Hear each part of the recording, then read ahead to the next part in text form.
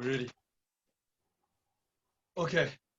Thank you very much to everybody who's watching and following this conversation. It's the talk with the Speaker of Council, Nongceba Molwele. My name is Sipho Masigo, and I'll be mediating the session. I'm joined by the Speaker of Council today, and also joined by Dr. Nyati. Today we also have two of our guests who will be joining us in a short while on Zoom. And we're just trying to finalize just the connection. And we'll be joined by Kosi Gianni, who is a clinical psychologist. We'll also be joined by Thabang Tlhaka, who's also a clinical psychologist. And today on the show, on this conversation, we'll be discussing mental health during COVID-19 lockdown. And this is a follow-up session that is a series of conversations that are arranged by the Speaker of Council, Nongceba Molwele. And yesterday we discussed a very interesting topic as well. And a big thank you to Dr. Tlaleng, who was very informative, who has shared with us a couple of numbers that I would like to show. And I hope that I can display them and I can just go through them quickly. For those who may have missed the broadcast, that the Commission for Gender Equality, you can call them if you are in a relationship that is a very abusive, is a child or a family that you know of that are going through domestic or gender-based violence. There's a number that you can contact. It's 0800 007 709. That's CGE's contact details. We also have childcare, which is 0800 055 and 555. That's childcare. And we also have GBV, which is the command center. You can get a hold of them on 0800 428 428. Or you can call or dial *120 and 7867. So those are the numbers you can contact so that you can assist either anyone in your community who may be going through a very tough time. So today we are discussing the issues of mental illness, and I would like to give this opportunity to Madam Speaker. Thank you very much, Madam Speaker, and Dr. Nyati for joining us. Madam Speaker, thank you very much. If you can give us an overview of today's discussions, please, Madam Speaker. Thank you very much, Mr. Masigo. Thank you very much, Dr. Nyati, and thank you very much to our clinical psychologists who will be joining us shortly. Mr. Masigo, I think my understanding on mental health is that, as it is a topic for today, is that mental health problems could affect one's thinking mood. It can affect the behavior of individual, and it can affect our psychological well-being. So that is my little understanding about mental health effects. And in a wake of COVID-19, we are facing a new reality, a reality of lockdown, a reality of social distancing, a reality of self-quarantine and isolation for some people. And the new circumstances we are faced with as a nation may lead to people with mental health concerns into heightened symptoms of anxiety as well as depression. Some people might have had mental health concerns or difficulties in their lifetime. And considering the level of attention and seriousness being paid to COVID-19, I think it's normal, Dr. Nyati, for one to feel anxious because of the situation. And the question that I would want us to address, so if you feel anxious, do you ignore your feelings? Or how do you deal with the feelings? And how does one, if you have to ignore it, how does one ignore or suppress the level of anxiousness? So I think we need to discuss about that. How does one also suppress thoughts as every time one ashebile TV or the news or the figures that are increasing on daily basis of people who are infected, and also the numbers of people who have already passed.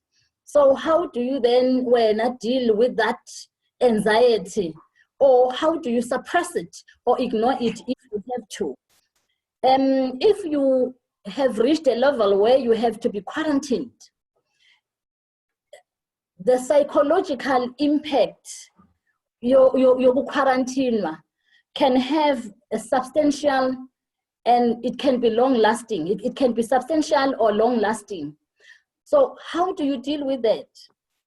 And especially for people who have, like I said, who have existing mental problems or mental challenges, how do they deal with it? Even people who don't have existing mental challenges, how do they deal with the situation esizithola or esizifumana sikuyo at this moment? Isolation sometimes, I think it's like a confinement. The loss of usual routine that you are used to as a person, and a reduced social and physical contact with others can be very boring. So how do you deal with that boredom? How do you deal with the frustration and the sense of isolation from the world and from the people you love and from the people you are used to socialize with? So, and then more worries if you experience physical symptoms potentially related to the infection. I can make an example. One day I went to the mall next door to get something to eat because the fridge and the cupboards were empty. I had to go and get something for the kids to eat.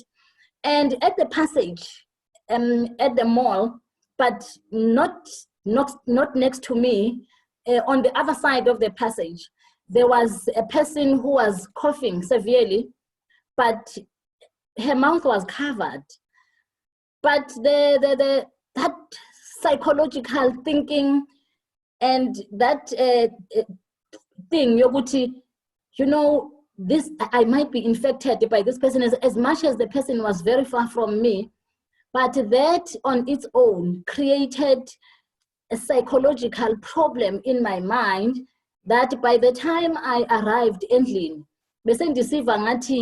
my head is heavy, I have headache, my chest is not well, and you know, sometimes you boil hot water, you say, yo, my neck is not feeling well. So that psychological thinking, how do we deal with it? How does the society deal with the impact of COVID-19 into their psychological well-being? I think that's the topic that I would want us to discuss and get some expertise from the participants who are participating here today, who are experts in the field of psychology and depression, anxiety, and that, so that sikhona ukunceda isociety and abantu bethu. Again, I want to repeat what I said yesterday, Sipho, that as the discussions esinazo with platforms, we must pitch them into different levels. Pitch them at a high level, but as well pitch them at a level where an ordinary gogo onabantwana abazokwazi ukumfaka ku social media amamele this conversation, understand ukuthi how should one behave and how should one control or behave in this situation that we find ourselves in. Thank you.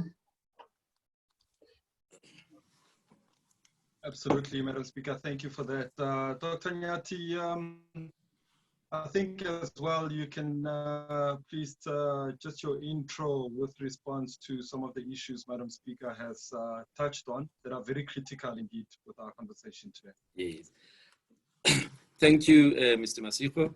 The speaker, she just sounded like somebody who has got some crash course in medical school. You know, she was just so on. She was just so on point. You know, her opening statement is actually in line with what I wanted to say. You know, this is month 4 of this pandemic. You know, as we know, it started in China, you know, at the end of December last year, and it has now spread throughout the whole world. Now, as we were, you know, still getting to a point where we didn't really have cases, we, you know, in the medical field, had to look at what's happening in China, what's happening in Iran, what's happening in Italy, so that we can learn something from what was happening in those countries, so that by the time it hits our own country, we are at least, you know, better prepared to, you know, to deal with this issue. Now, one of the things that has come out, there's been a lot of research that has been done already in China and also in Iran. And basically that research amongst the people of China, amongst the people of Iran, is showing that even if people were normal, they didn't have any pre-existing mental illnesses, the whole fear around the pandemic caused moderate to severe levels of psychological impact. They actually said just over half of the people surveyed in that part of the world already had problems with, you know, psychological impact of the pandemic. They also found that at least a third of the people, these are people who did not have any pre-existing problems, they had a lot of anxiety symptoms. That's about a third of people. And that confirms what the speaker has just said already. They also found that almost a fifth of the people had depressive symptoms. All right? So that is 1 in 5. And these are people who did not have any problems before. But what they also found is that amongst people who already had pre-existing mental illnesses, a number of them, because of the added stresses and the worries and the anxiety about this pandemic, whether they will also be victims or whether their loved ones will be victims, and the lockdown, what is it gonna do to their jobs? You know, will they still have jobs after the lockdown? And the businesses, will the business still be able to take off? You know, so all of those things, the uncertainty of how long the lockdown will be. So all of those things that they experienced, we are now experiencing here in South Africa. People are anxious, people are depressed, you know, people, you know, are unable to deal with the, you know, with being isolated and locked down in their homes. And so all of those issues are issues that are affecting people today.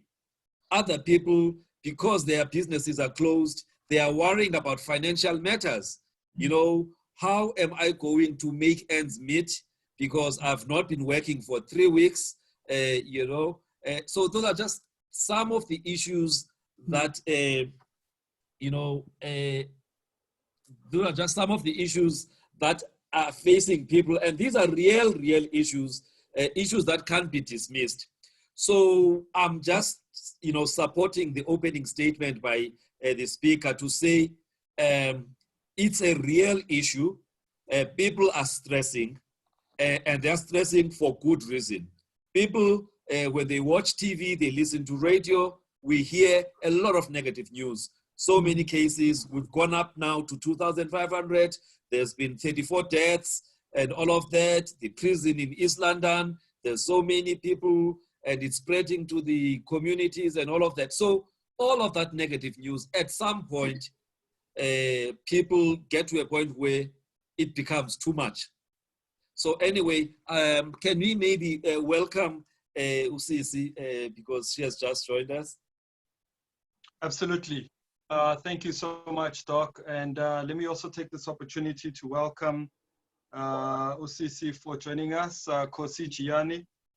She is a registered clinical psychologist and an expert with more than a decade experience in facilitating and coaching transformative learning interventions focused on influence, crucial conversations, negotiations, accountability, and change.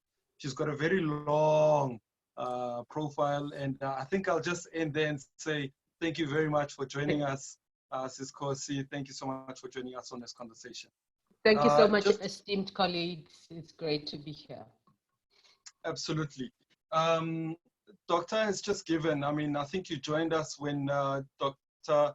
Nyati was on the floor just giving us a bit of a background. It started off with Madam Speaker also just giving her opening remarks. And, I think you can just jump in as well, just to give us a bit of an understanding to what does the state of South Africa look like at the moment when it comes to the issues of mental illness, especially during this lockdown? I know Doc mentioned other countries. Perhaps you can also jump in and give us just your outlook on the state of mental illness in the country. Okay, I think I will echo what I heard from Dr. Nyati. And I think we have been progressing. And at the beginning of this pandemic, I was talking about how we need to appreciate where we are as a country from a stages of a trauma, an unprecedented trauma that we are experiencing, that none of us could have prepared ourselves for this. And in the run-up to the lockdown, there was that anticipatory anxiety. Yoguchi, what is this thing? Because we are told about an enemy that's out there lurking at your next move. It could just be the wrong move. But we don't see it. And I'm supposed to be scared of it. I've never seen it before. I've never heard of it before. What do I need to do? I can be sitting and minding my own business, and yet I find myself, on the wrong side of this enemy. And so there was a lot of that anxiety, but also we are in a state of shock. We were in a state of shock, and we were in a state of denial, and hence the behaviors that we saw being put out in the media about, people pushing against the lockdown.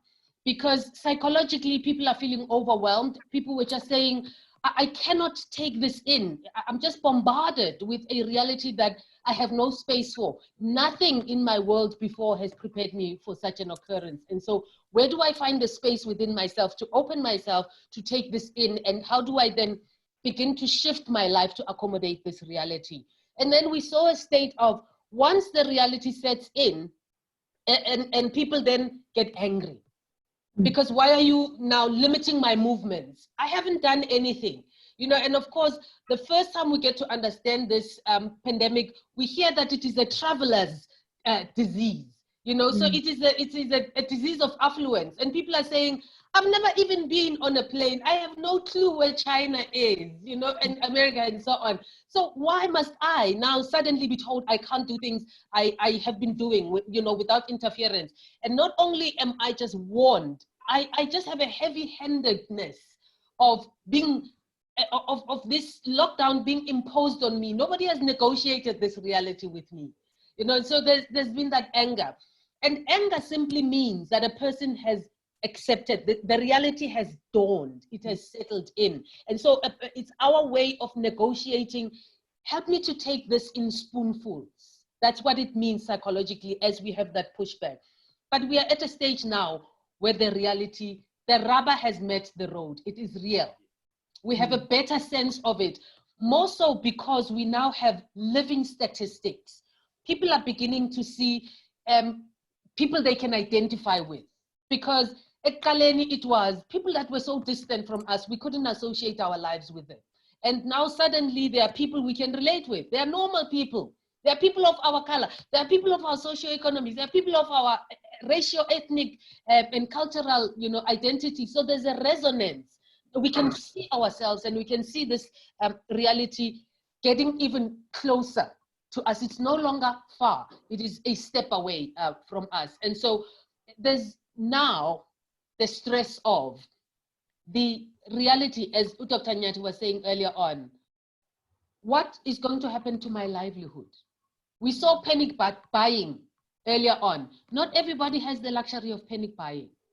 And so people are saying, if I live hand to mouth and I depend on my daily bread, and I now suddenly am told I cannot go out there and fend for my daily bread, how do I begin to live? And people, the question is, we are caught between a rock and a hard place. So on the one hand, I need to go out there and bring the bread home, but I can't go out there because there is this thing that's going to, have this disastrous effect on me and my family. So it's a very hard reality to really negotiate. And unfortunately, the virus does not care about our religious affiliations, our social politics, our socio-economics, and so on.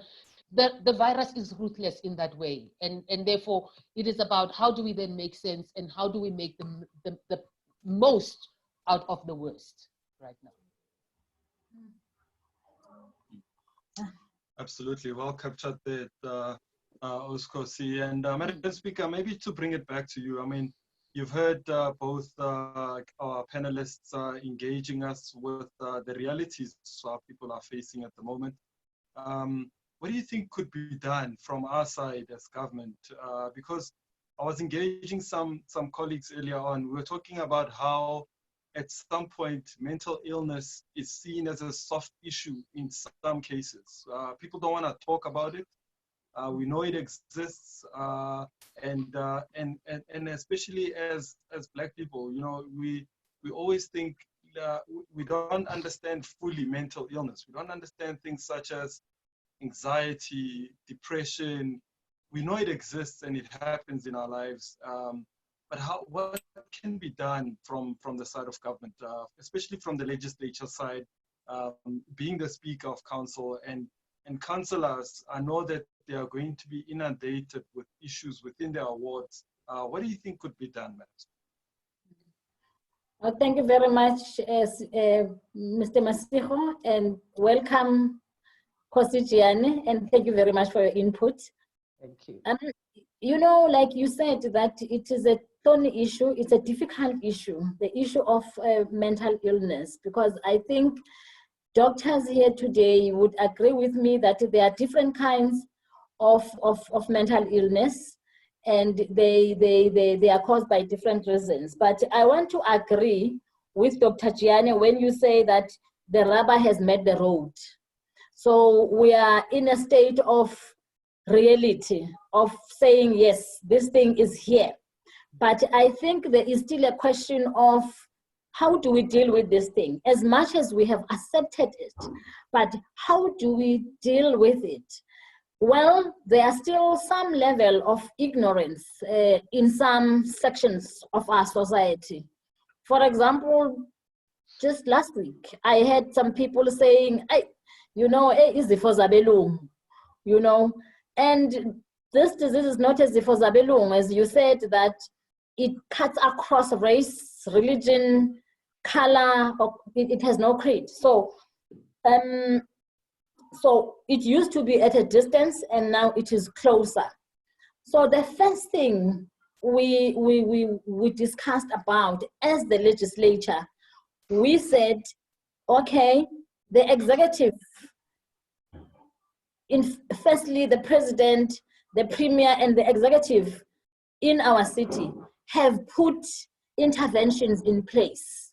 They have put measures, like you said, that we had not prepared for this, but they had to think, on top of their fingers to say, okay, now we need to look at people who are disadvantaged. We need to look at people who are not only stressed by the pandemic, but who are now stressed by the conditions they are living under, to say, okay, if now we are told to be locked down, social distancing, not to go, not to do this and that, where are we going to get a plate of food?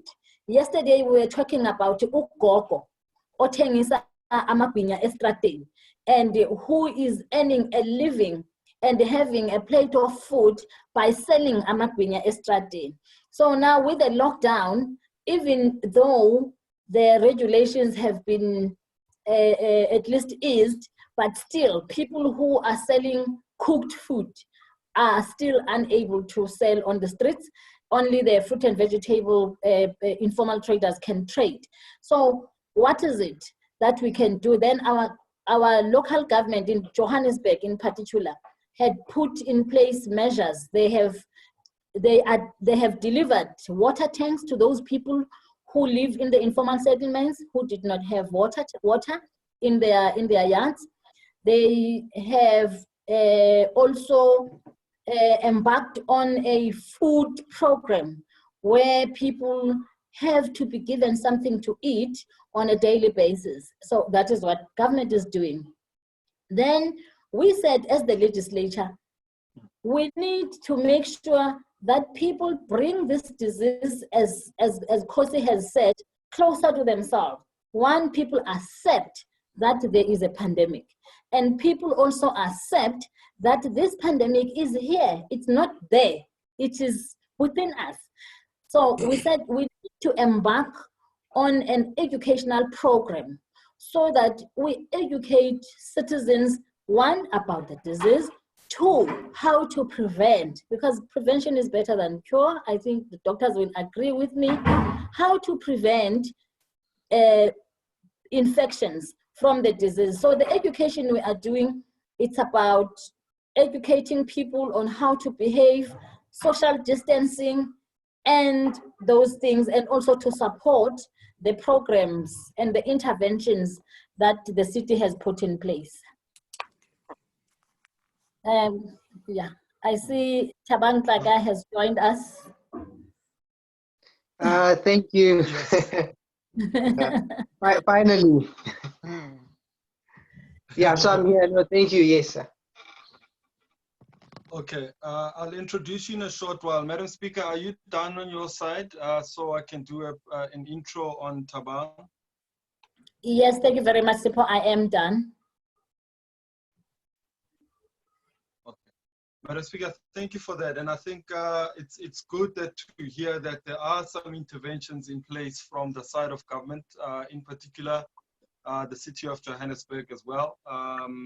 And at this point, I think let me take this moment to introduce Thabang to all our viewers. And Thabang, thank you very much for joining us, Abuti. And Thabang is Thabang Tlaka, it's his surname, and he holds a master's degree in clinical psychology from the University of Pretoria. He is a father of 2 young girls, a communicator, and Mandela Rhodes Scholar. He is the author of Taxi Philosopher, Corrupting Virgins, and Selfie of the Soul. Wow, interesting ones. And together with his wife, Dr. Zanele Tlaka, they have established a creative hub called the Crazy Poetic Ministries. And he's also got a very long list. I'm looking at his profile. He's met the likes of Ntate Nelson Mandela. I see here the likes of DJ Fresh and a number of people and activities that he's done. So Thabang, thank you so much for joining us today. We really appreciate your time, sir. Thank you very much. Introductions take very long, huh? Yeah. Celebrity, thank you. Thabang, we're talking this issue of mental illness in our country. It's a sad state of affairs that we see and find ourselves in. Both Dr. Nyati, Leo Kosi, Gianni have given us, and Madam Speaker opened up by giving us a perspective as to where do we find ourselves as a country and the issues we see. we'd like to give you this moment to also just give us your perspective as to the state of mental illness in our country with the result ya gore re bona mathata a eleng gore COVID-19 has brought to us as a country and as a nation and as a whole world. What is the state of mental illness in your view in the country? Yeah, no, thank you for the question. I think people are struggling, you know, since the lockdown was announced. I think people were initially struggling with that, initially struggling to how will I cope, how will we survive 21 days? I think that was the initial concern. However, with time, there are other concerns. We see people who've been diagnosed, who've tested positive for the virus. They themselves, I mean, they cannot get visitors. They are not, you know, there's a stigma attached to the illness. So they also need support. So there's a lack of support. So people in that space are also struggling. Their families of people who've been diagnosed or people who've tested positive, they're also struggling. They're not getting support. They are the workers, the frontliners, the first lines, the nurses, the doctors, the guards, the soldiers, the police, who every day have to wake up and go and address this issue. So there are people who are now concerned about the PPEs. There's a concern about not having enough protection. So you have that. Then the other thing is, we already had people who are struggling with mental illnesses.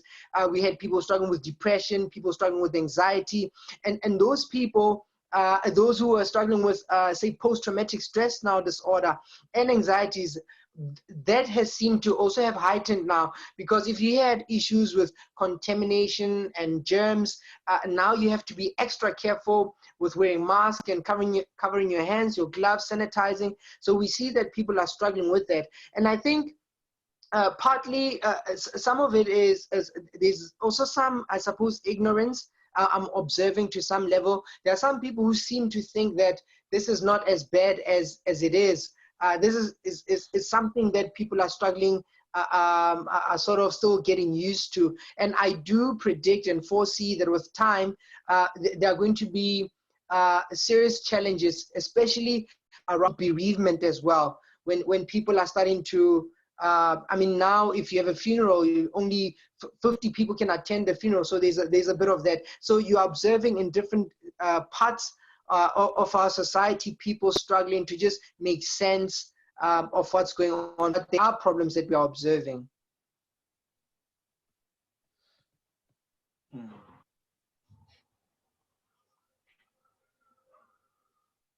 Absolutely.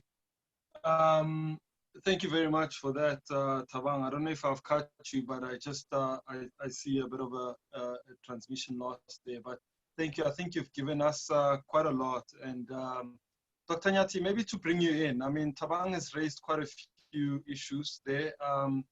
Just also your input in terms of what he has raised, especially around issues of funerals, you know, where you find that you are now limited, as he had said, 50 people per funeral. The last one I had attended, I came back to explain at home that it felt very cold because, you know, it's difficult to even love or hug somebody who's just lost their loved ones during this time. And just the sitting arrangement at the gravesite at the last funeral that I attended, it was so cold and it was just so un-African.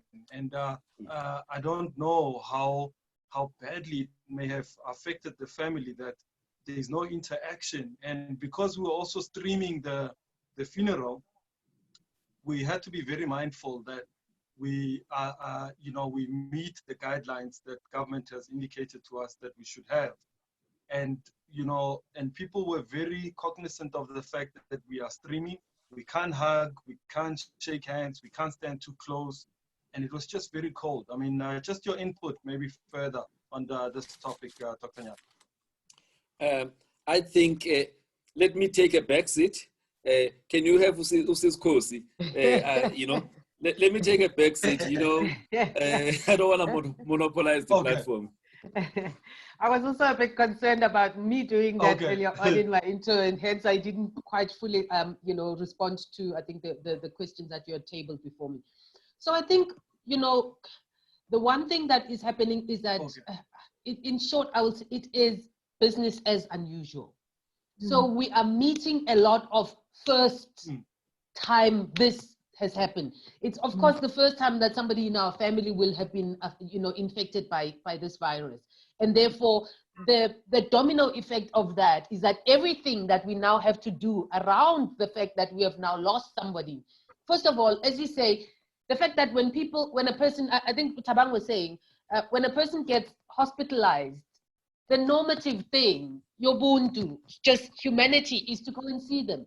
It's to comfort them. It's to be with them, to support them. The least we can do is be present with them, to express our empathy, to express our compassion, to express our loss, that they still belong with us. And we therefore feel their presence and, their absence, and we therefore will be with them.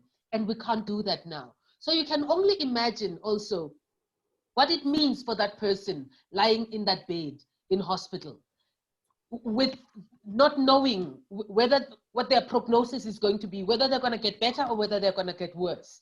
And them, of course, lying there, being concerned about the possibility that they may have contaminated others in their family that they love. So they're worrying about themselves, but they're also worrying about the people that they've left behind. And those that are at home are sitting there worrying about the person who's in hospital, but worrying also about the possibility that they themselves may be infected. And how do it then redefines, how do we care for one another in this new space?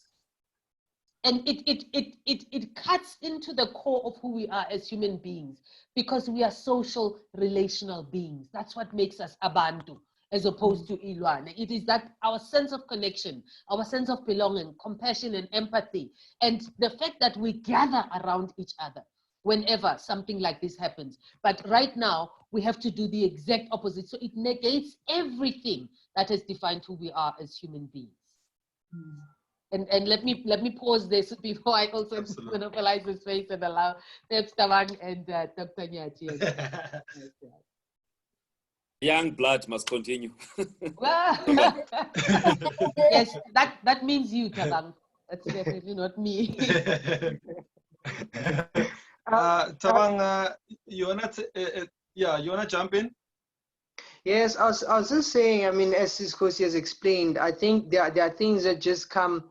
We've traditionally went about burying loved ones in a certain way, and the world has changed.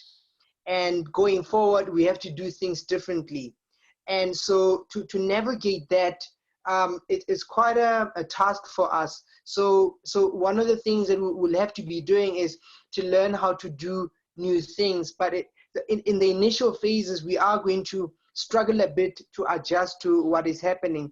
However, it's something that we have to think about. We are going to have to think about how do we do things in a different way. What's our new normal in terms of relating, in terms of grieving, cyber mourning, how do we organize then funerals, how do we connect?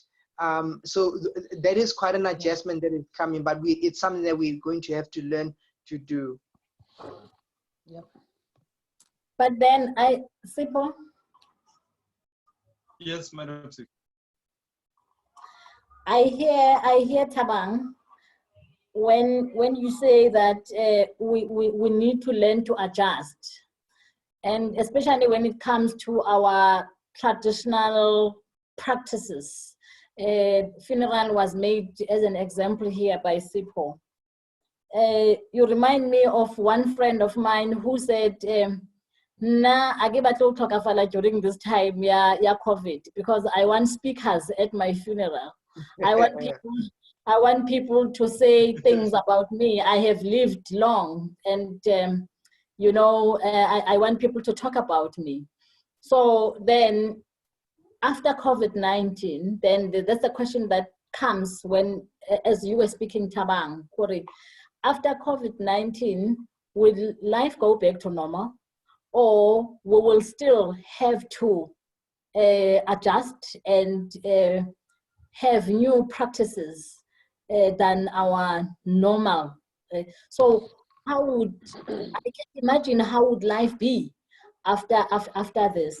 But I think what we need, we might not have all the answers, especially on the psychological well-being and how this whole pandemic will leave us psychologically after this. But at least we need to say, this is how you should, I said earlier on when I was opening that do we ignore the situation we find ourselves in, or do we suppress our feelings, or we entertain our feelings, but then what do we do? Because I think viewers there, they're asking themselves, okay, these people, what they are saying, it's real, it's what is happening to me, but then what do I do?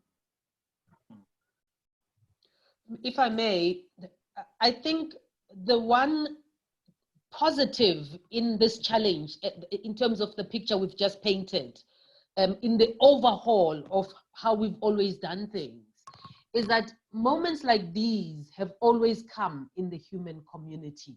So we need to recognize Guti Lasikona, Aksila Sakala Kona. So there's always been change, there's always been movement. Some of the changes, for example, the fact that Imingwabo have taken this long, and so on, part of it is the legacy of a migrant labor system. Whereas Emakaya, these are not things that we used to do. You know, so we need to be able to stretch ourselves and make the necessary adjustments, especially because I think the one thing we all understand is that we have a common enemy. So it's unlike a person might be able to say, so-and-so agezanga to show sympathy, to express sympathy with the fact that Gushoniwe. We all will understand if people do not do that. That it is not because abantu bebenga funuguza, but sonke we are under isimo that we all need to respect. And it is, we have to do the barest minimums right now in order for us to survive, so that we are able to get to survive and be able to redefine our lives. And I'm going to say something very controversial here. Please give me the space too. The one thing I'm hoping that this will do is, I have a problem. I've had a problem with the size of funerals we tend to have. Imingwabo yetu are labor intensive. They are unnecessarily labor intensive. They are unnecessarily financially intensive to the people who have the least resources to carry this. So I'm hoping that somehow this shakes us to some level of sobriety. And I have said, I really do not understand, Uguti, how we inconvenience ourselves, Elokshini, because there is a queue of like 100 cars that are going to the cemetery to do what? To do what? So I am hoping that we can stick with this 50, and I hope that government makes a decision with, let's stick to this 50. Let's just trim, that's too many frills. And these frills have socio-economic implications. Let's find ways, let's redefine what it means to show support for each other. I just think, and I know this is controversial, but I think this is a good opportunity for us to revisit what we still need going forward. And what do we need, and what are the extra frills that we really can cut out? I'll stop there for now. Absolutely. I want to bring some of the viewers in. They are engaging with us, and they've sent through some questions. Awesome.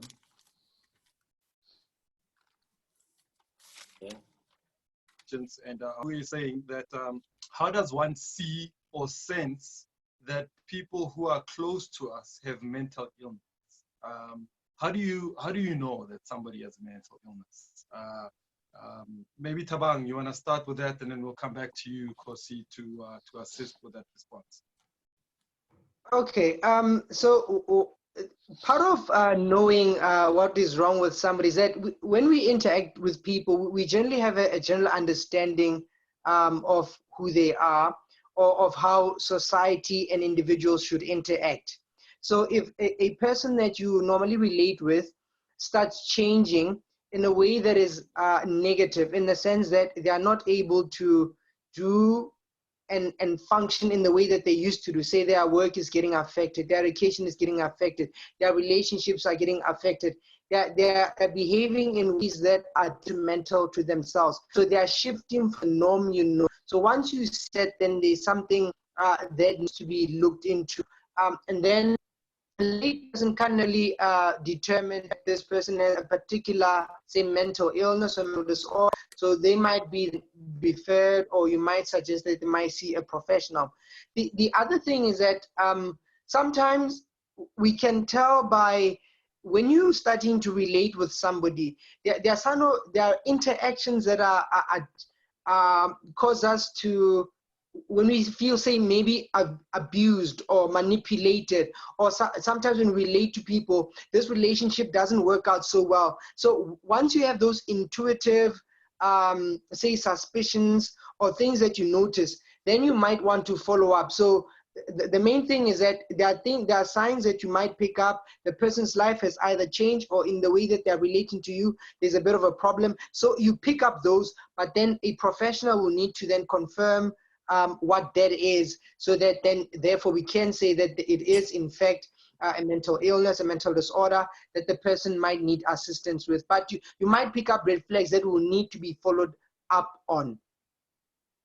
And they can be specific things or suspicious things that you might be observing. Okay. Dr. Nyati. All right, just following up on what Thabang has just mentioned in relation to the question. I think one of the things, it's not always easy to see that a person has a mental illness. However, what Thabang has just mentioned, a change in behavior, is one of the giveaways, or in the workplace, yes, a change in their productivity, it could also be an issue.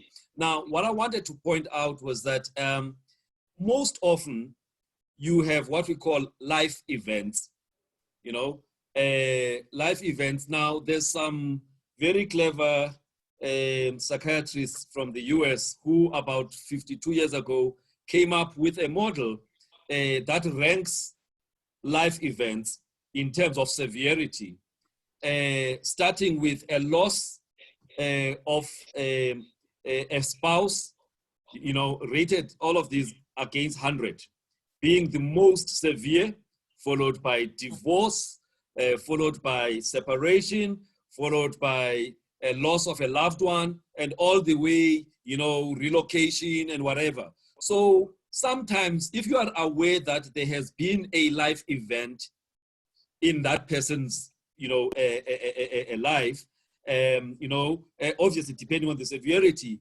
those create a stress within that person, and depending on their coping mechanisms, some of the people may then not be able to handle that stress and progress to a point where they have a mental illness.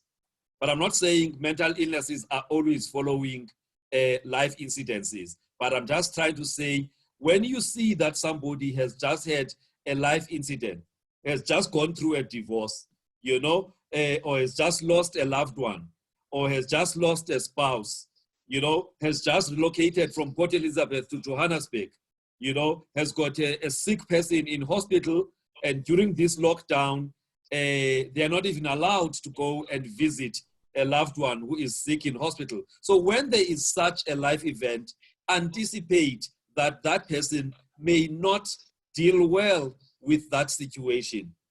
All right? Some people are good at hiding, their feelings. However, as yesterday I talked about, let's be our brothers' keepers. Let's be our, sisters' keepers. So you don't wait for somebody to come to say to you, I have a problem. You anticipate that that significant life event is surely going to affect him or her, and you go there, and sometimes you may not have any wise things to say to them, but just being there and listening could just do, could go a long way. But obviously, once it affects their day-to-day function at home or even at work, then it needs professional intervention, because it means your own coping mechanisms are not enough. Some people may have had an incident, was what I spoke about now, about the rating of the stressors. You know, they normally look at within a 12-month period or 12 to 18 months period, what life events have you actually experienced? And if when you add them up, they go beyond, let's say 150, you know, then they already see you as a high-risk person who, even if you're not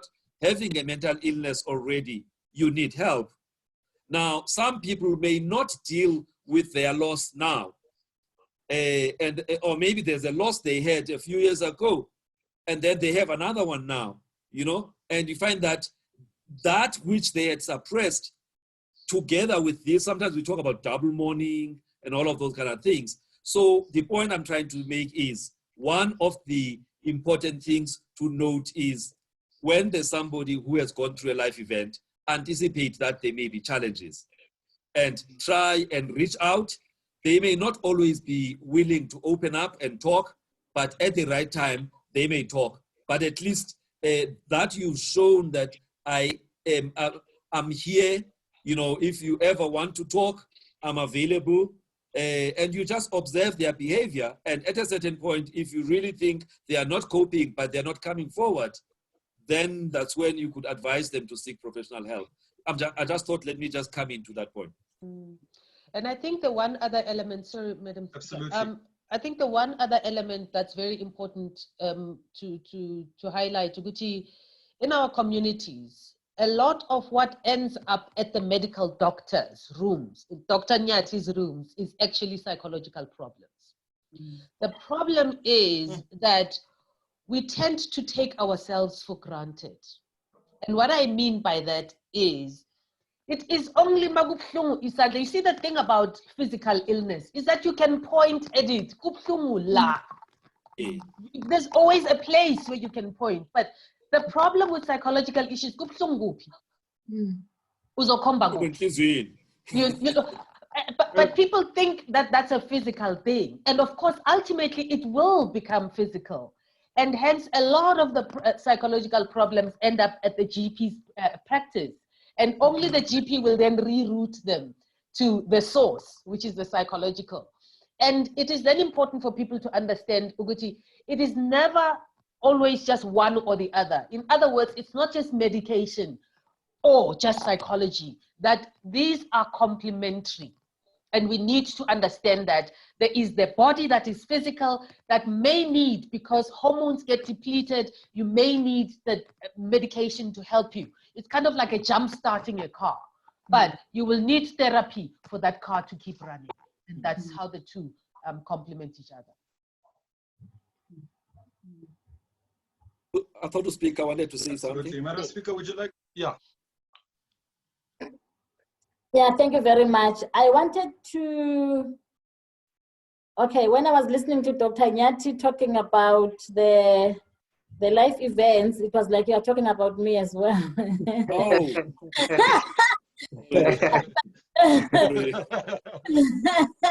No, I want to add on the professional intervention you have spoken about, which is the truth.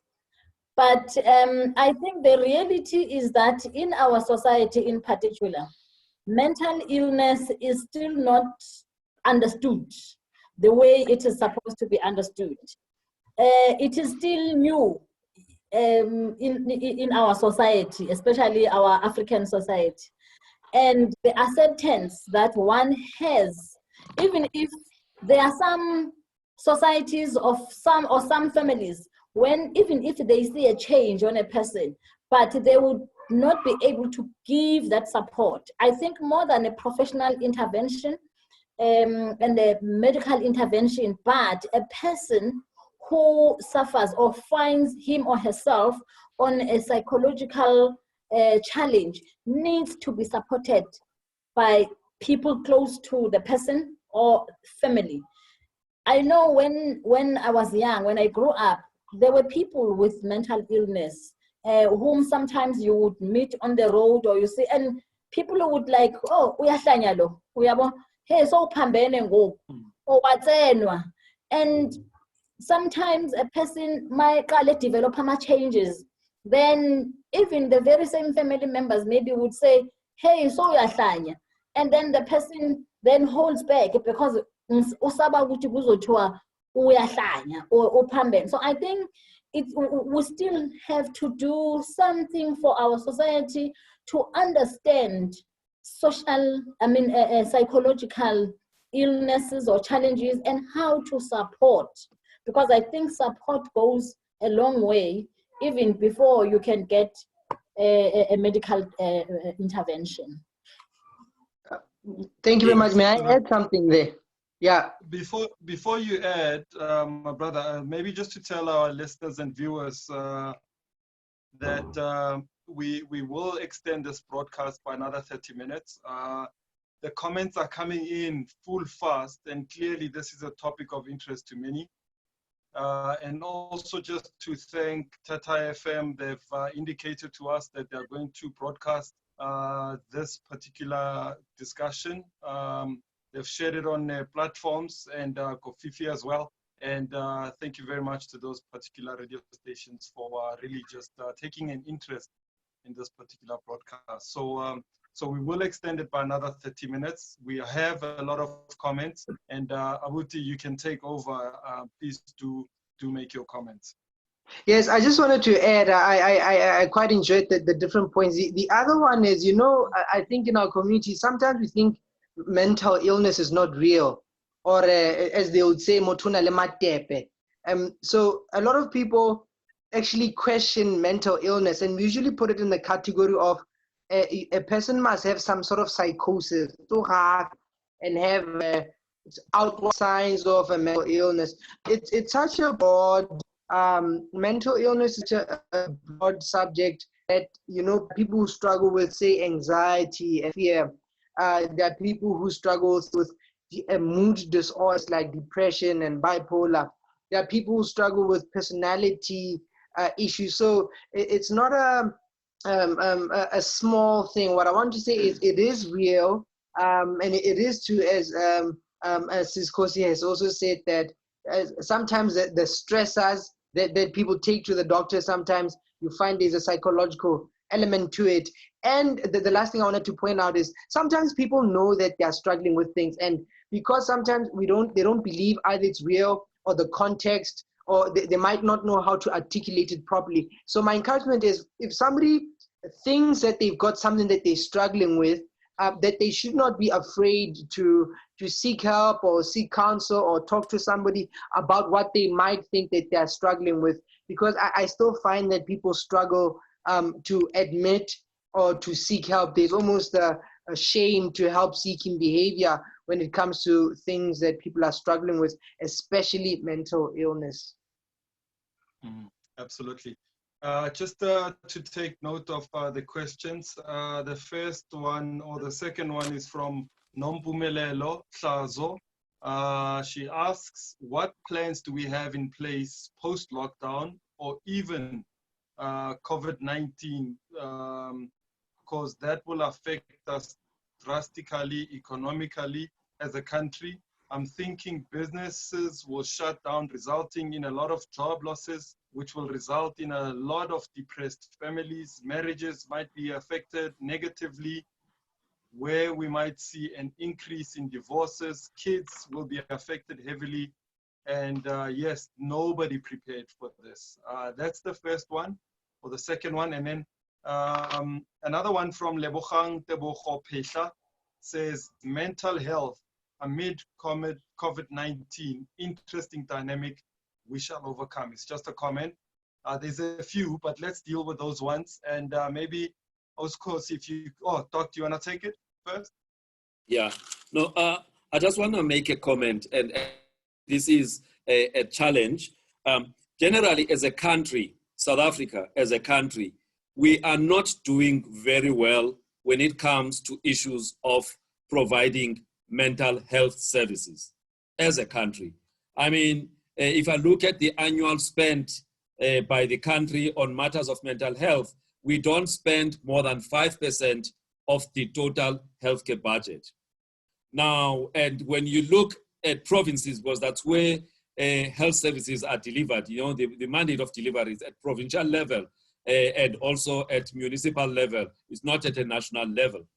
Now, when you look at that, you know, the various provinces, you know, you find that there's not enough of dedicated, you know, facilities for proper, you know, professional care when it comes to matters of mental illness.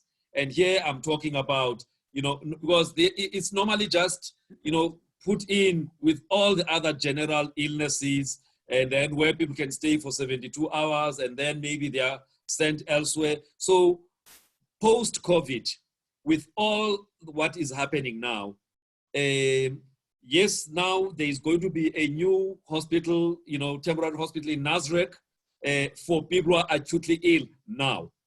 But we need to look at exactly the same type of approach of creating facilities to deal with the, you know, the aftermath of this pandemic, where you're gonna need a lot of, you know, mental health interventions for the mental health care users. So we need to plan for it now as a country, divert some of the, you know, the funds for the healthcare, because without doing that, and by the way, 80% of our people rely on the public healthcare services.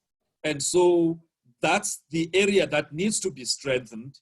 Yes, private sector is available, but we only have 17% of the population that has got medical aids to be able to afford that. And even with those medical aids, the benefits for mental health care services are so thin that even the regulator for the medical schemes has to find a way of strong arming the medical aids to put better benefits for mental health care services in the private sector.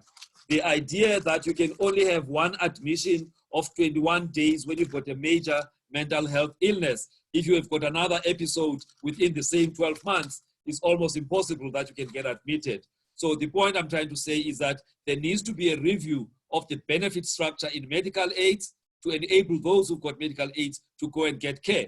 But the majority of our people who do not have the medical aids, who rely on the public health services at two levels of provincial and also like here, we, you know, at metro level, there needs to be a putting together of heads to say for the next 24 months, we are likely to see an upsurge of people who want this kind of services.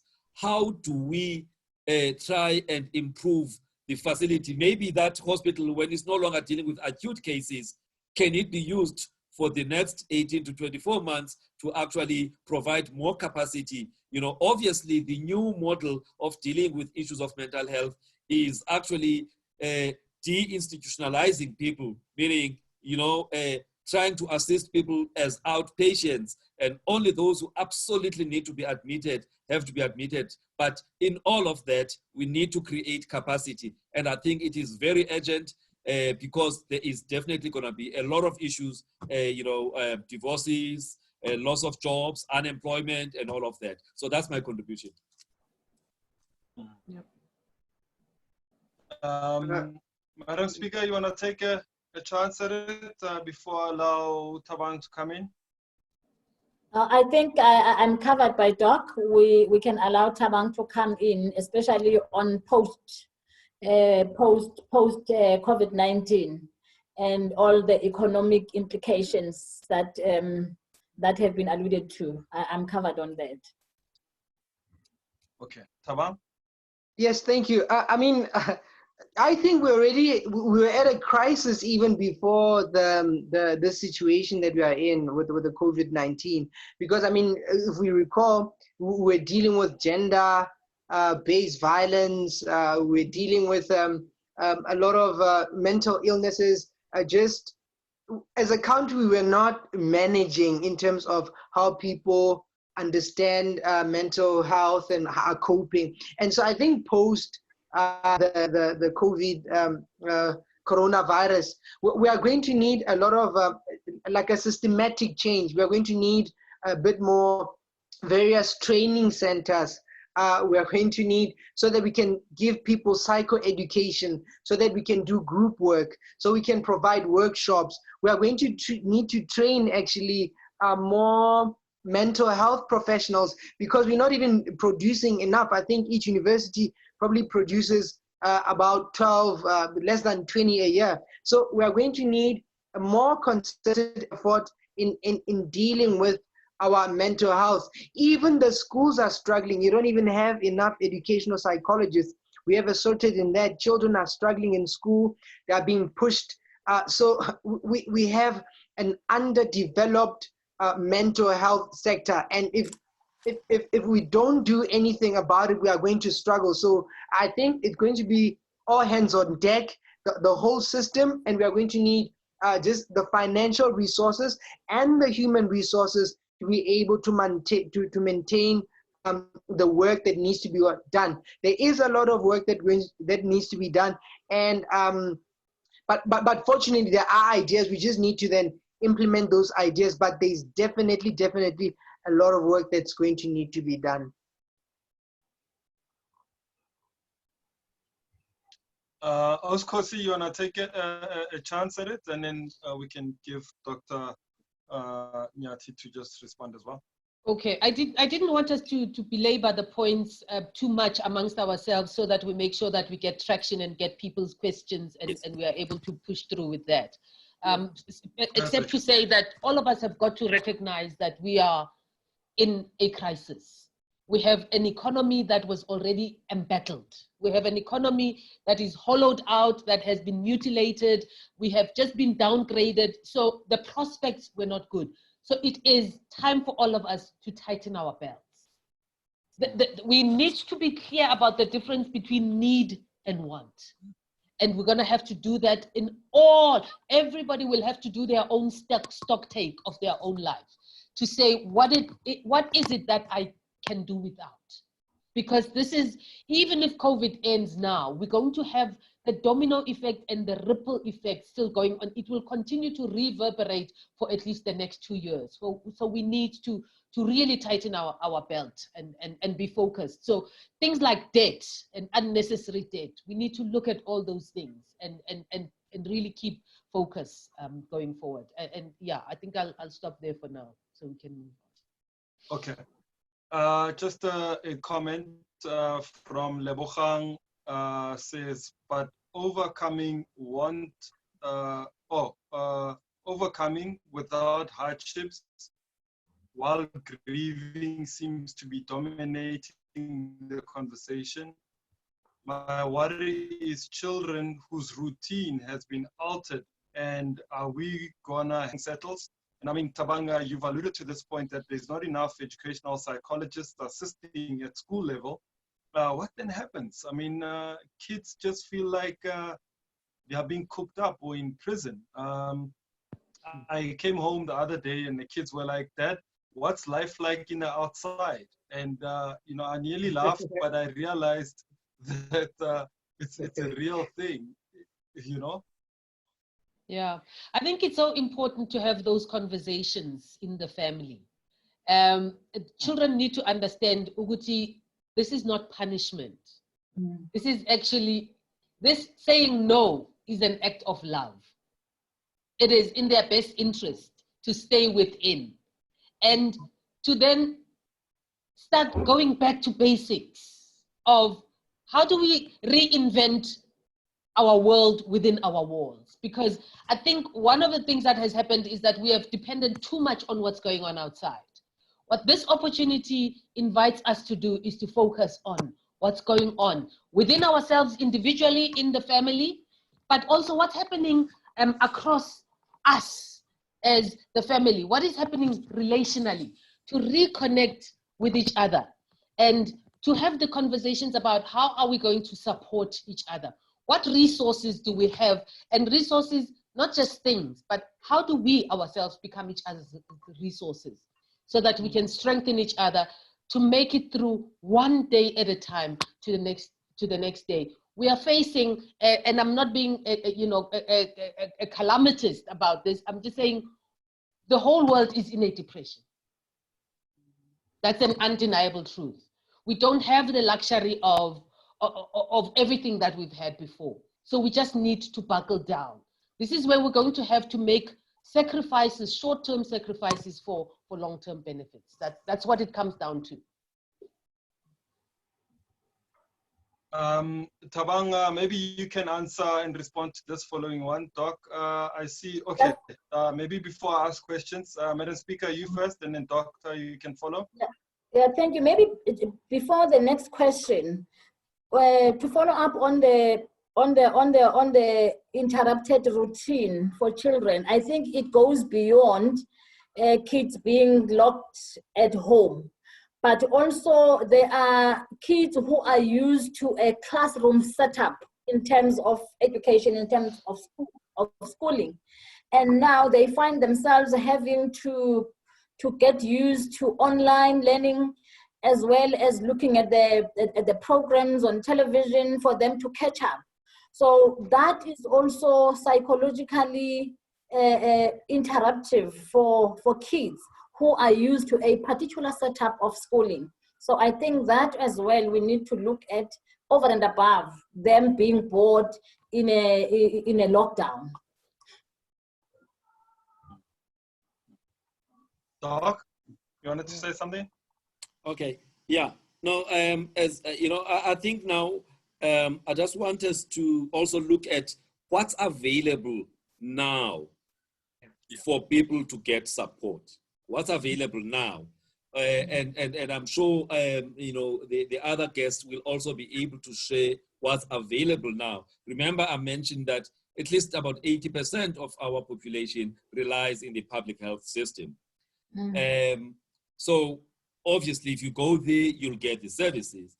But there are also, you know, one of the things that has come out in China.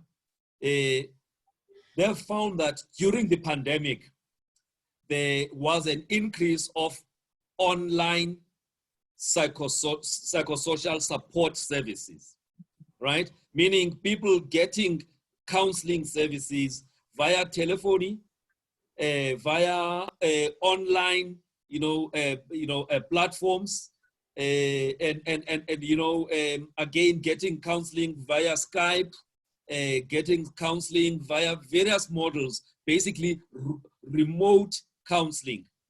Now, one of the things that this pandemic has done is to actually force statutory bodies and even medical aids to recognize that remote professional services are actually, possible.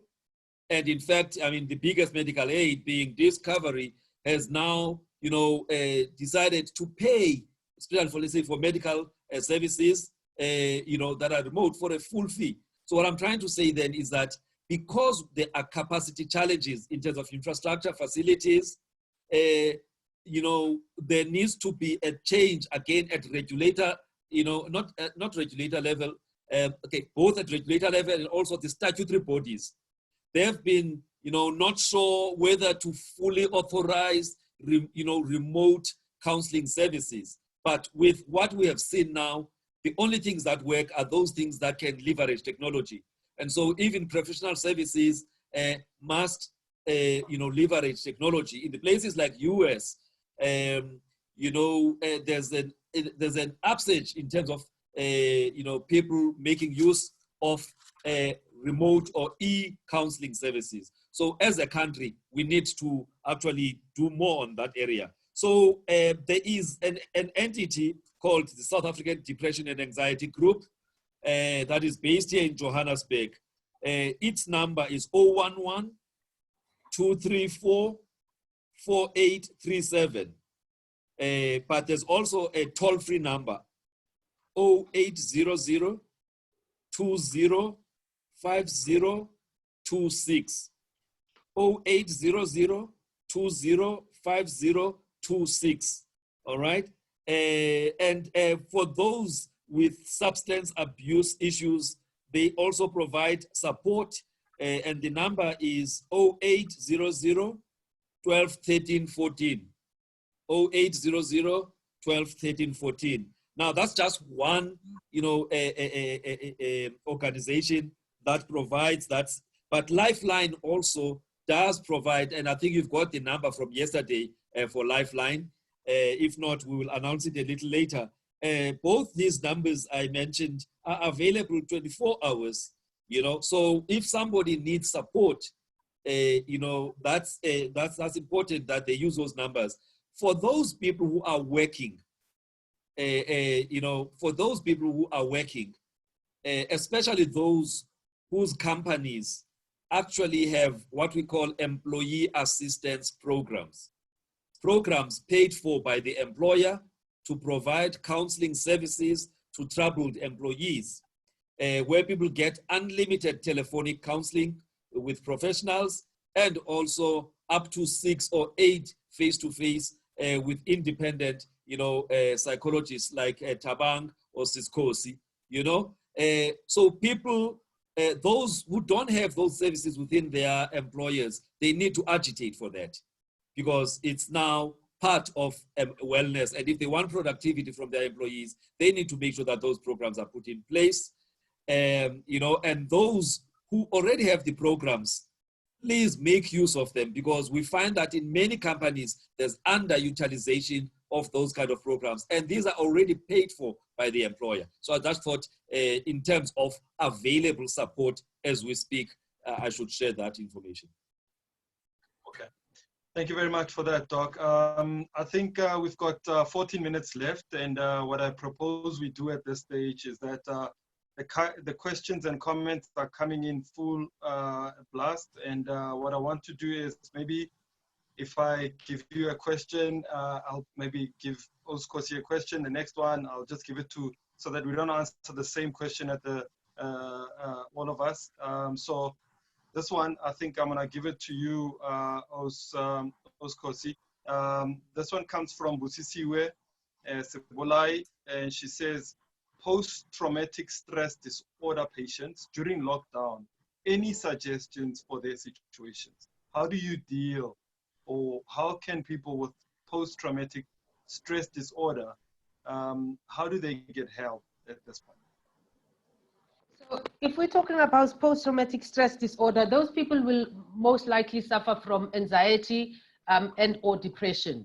And so what is important is that they make sure that they go back to the professional whoever is the service provider, or if they didn't have one, to find one that can provide online support through conversation, through assessing whether they need to have their medical regimen revised, or that they then will need to benefit from having conversations with a professional psychologist or counselor to be able to help them talk through whatever symptoms they're experiencing so that they can then develop coping strategies. Because at this point in time, what's very important is to be solution focused.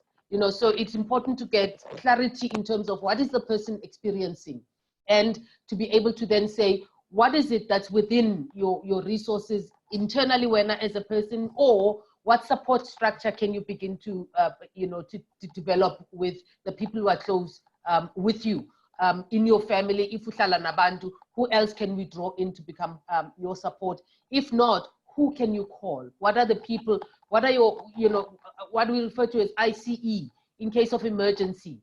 Who is it that you can call on to be your support, even if it means that they perhaps will need to call SADC, for example, because they may not know. But if you then find yourself in a state of panic, for example, who can you call on that can then become your stabilizer and be able to access whatever support they would need to draw on your behalf? But don't isolate. Reach out to someone. Yeah. Absolutely. Elias has a comment. He says, as adults, we can say we are coping, but when it comes to kids, it's a totally different story, because they don't know what's happening. My question is, what is the role of government in this matter? If one needed assistance. Madam Speaker, maybe you can touch on it. I think it is the same response that Siskhosi has just given, that it is important that as parents, we also pay attention to the changes ebantwaneni bethu, and we seek assistance. We seek medical assistance, medical intervention, but we should not ignore abantwana. Mhlawumbe umntwana mayiqala, a child was not hyperactive, then all of a sudden the child becomes hyperactive. So we need to seek assistance and don't ignore abantwana. I think it's the same responses that Siskhosi has given. Okay. Doc, we've got one for you here. This one says, it comes from Nompumelelo. She says, Dr. Nyati, my worry is that there is nothing spoken about mental facilities post-COVID-19. I think yourselves as professionals in the field should take it up with government and have our country prepared before you are overwhelmed with mental illness. I think you touched on it. I've already touched on it. If you want to. Yeah. All right. We have a question from Teboho says, what then happens to somebody who has a has an addiction problem, is a heavy drug addict, and does it affect the state of mental illness? Maybe Thabang, you can take on that one. Yeah, thank you very much. I think Dr. Nyati has talked about it. Yes, if you did a condition for this lockdown and the situation we're in, it becomes heightened. So it is then important to use the facilities that we do have, that the government does have. One presents us to any, I think most clinics. If there isn't a mental health professional there, one could be sent to a hospital. There are also SADC, you could take that number. Lifeline could also assist in that. So if somebody did have a problem with substances, then you'd have to go to either an emergency if you've got a medical aid, or you could go to a clinic or a hospital, call the toll-free lines. You could also see a social worker if you need to be institutionalized, or if you need assistance like that. So one would have to just look at those resources, then one would help. Okay. Thank you very much for that. Dr. Just Nyati, to also did you have your appreciate hand and thank. Oh, sorry. Did you have your hand up? No. I just wanted to quickly add, I know we don't have much time. The issue Yes. of people who have been using or abusing substances, whether we're talking about smoking, whether we're talking about alcohol, whether we're talking about hard drugs, including dagga, by the way, it's a hard drug, I know it's legalized for private use, but it's actually a hard drug. There are a number of NGOs that are available out there, like SANCA, all right? South African SANCA, and AA for alcohol, Alcoholic Anonymous, and NGOs like that. They play a very critical role in supporting, government, because they are partially funded by government. They play a big role in assisting people with addiction challenges. And with this lockdown, because people don't have access to those substances, they are obviously, having withdrawal symptoms from these substances. And as a result of that, they sometimes, are irritable. I mentioned this yesterday, and can actually, be involved in conflicts and all of those things at home. So it's important that if you've got a relative who actually has a problem of use of substances, who now is behaving differently, encourage that person to seek professional help. All right? And that, if it could be in the public sector or in the private sector, or leverage these NGOs that specialize with issues of substance abuse. Because otherwise, some of the complications of withdrawal, condition can actually even be life-threatening. So it's therefore important that those people get professional help. Absolutely.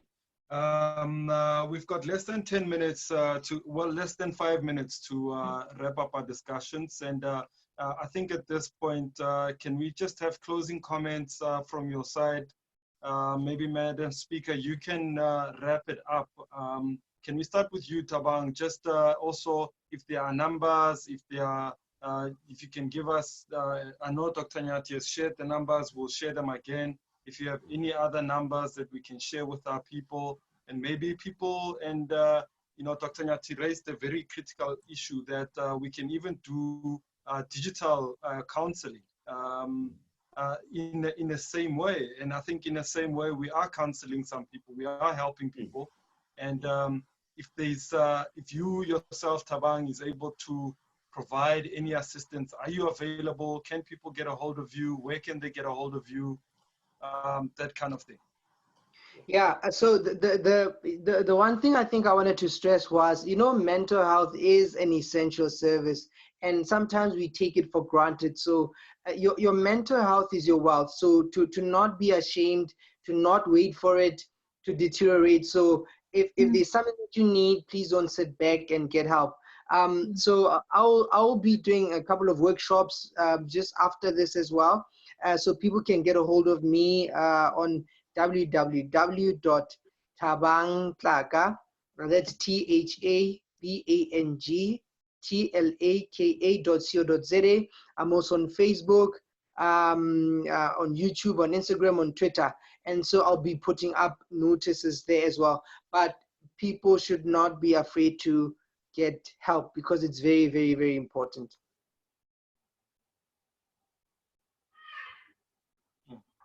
Absolutely. Oskosi, maybe your side, same questions, really. Well, I think my parting shot would be that when the going gets tough, the tough have to get going. We do not have the luxury of imploding on ourselves. And I know I may come across as being hard, but I need to be hard to say to people, we don't have the luxury of falling in and imploding on ourselves. We are our best resource that's available to get us through this. So never underestimate what it calls on you to be able to pull yourself through. You are your best, you are the person you are with the most. So really, this is a time to, you know, Salas complain about us now. We don't have enough time for this, for that, for the other. Use this time profitably. This is a time for us to do that introspection, to do those reflections about what's working in my life, what's not working in my life, to redesign our lives. We have the time.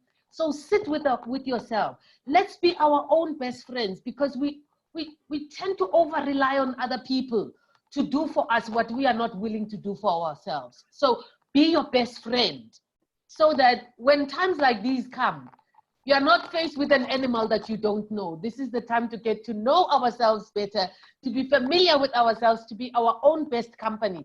There's that expression that always says, you need to love yourself enough so that nobody can starve you for love. Those are the times that we need to find that within ourselves and create the self that we want to be post-COVID. I think that's what I'm going to say for now. Thank you very much. Dr. Nyati, maybe you can also have your closing comments, but also to touch on, in our closing comments, one issue tomorrow, we're having another discussion, but this time around, we are talking to faith-based organizations, healers, traditional healers. Maybe in your closing comments, you can touch on that. No, you do that. You'll do that much better. All right. Now, my closing comment is that one. My closing comment: two little issues. They're not little. One, we know that we've been hearing people. We've been hearing from medical people that there is a certain group of people who are high risk. All right. You know, and the elderly are in that high risk group. So I'm just trying to say, with them already knowing, because everybody knows that they are high risk, their levels of anxiety are obviously much higher than anybody or people with pre-existing illnesses. So in our homes, if we've got elderly people or people with pre-existing conditions that are known to, to be high risk. Let's keep a close eye on those people. I think that's one part. The second part is around, I'm challenging Usisikosi Notabang, all right? Because in South Africa, like I said, the issue of e-counseling has not been adopted like it has been in other parts of the world, like the US. I'm challenging them to actually ensure that their practices can offer, as an alternative to face-to-face, these kind of services. And luckily, both of them belong to a body of clinical psychologists that released guidelines in September, about 2 years ago. There's normally a conference that they have on the second week of September. They've given guidelines on what should be done to ensure that the service, the standards are not compromised. So I'm challenging them and any other healthcare professional in the counseling space to actually introduce use of technology to expand the services because we've got a shortage of people who can do the good work that they do. So that's my closing statement. Thank you very much for that, Dr. Nyati. Madam Speaker, you have the final say. Thank you very much.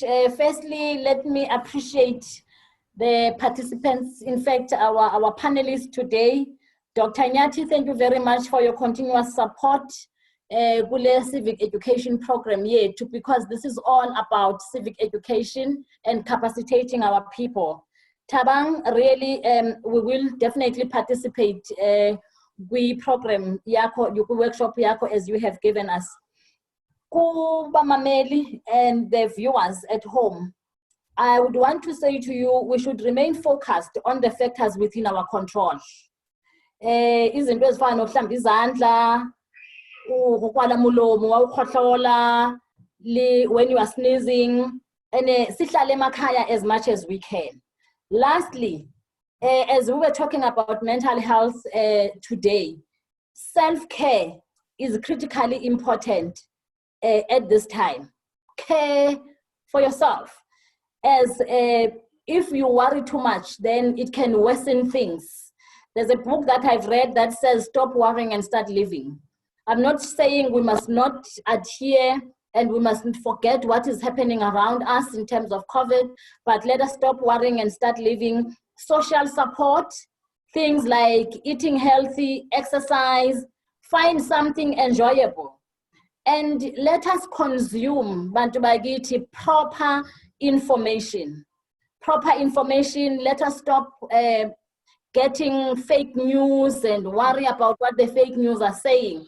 Let us try ukuthi simamele information proper, and that can lessen the danger, anxiety, and that can lessen stress because we will be listening to proper news.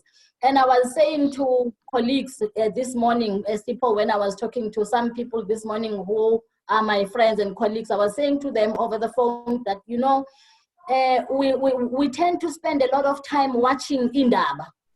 Sihlala phambi kwe-ENCA or 4-5 TV, simane simamele izinto that are depressing us. Let us listen well, let us know kwenzakala ntoni in the surrounding. Maybe spend about 15 minutes or 20 minutes watching news and switch to other things. Sijonge movie. I'm not a movie person, but I've learned now ukuthi kufuneka ndibukele movies. So let us sijonge movies and other stories that can make us focusing to the things that are stressing us. Let us have try and manage the situation as much as we can. But thank you very much to our panelists. I think our viewers have learned a lot, and those all of us who are going through this difficult times. But today, I think our lives will be different. Siskosi, thank you very much, Dr. Nyati. Siskosi, I think this is not the last time, and I hope that this is not the last time you are with us. Ixesha liluchaba. So I think next time we'll have more time so that you can unpack your expertise, both you and Thabang, so that you can unpack more and people learn more from your expertise. Thank you very much, Sis Khosi. Thank you very much, Thabang. Thank you. Thank you very much, Sipho. Thank you very much. To Sipho for being for conducting this program very well. Siyabulela. Ralebo. Yep. Thank you, Madam Speaker. I really appreciate it. Thank you, Dr. Nyati. Tomorrow we are back again, 4 o'clock tomorrow. Interestingly, Osko Osile Abu Thabang will be discussing the issues around how do we, at least engaging the faith-based organizations, Paporofita, Dingaka, that sort of thing. But when our people are going through the struggles that they're going through, how are they seen? Are they essential services? Just to engage, how can they assist us during this very difficult time? So it's going to be an interesting one. Doc, thank you very much. Oskosi Kyalebocha. To all our viewers, we really appreciate the support. Sure. Thank you. Thank you. Cool. Thank you. Mm-hmm.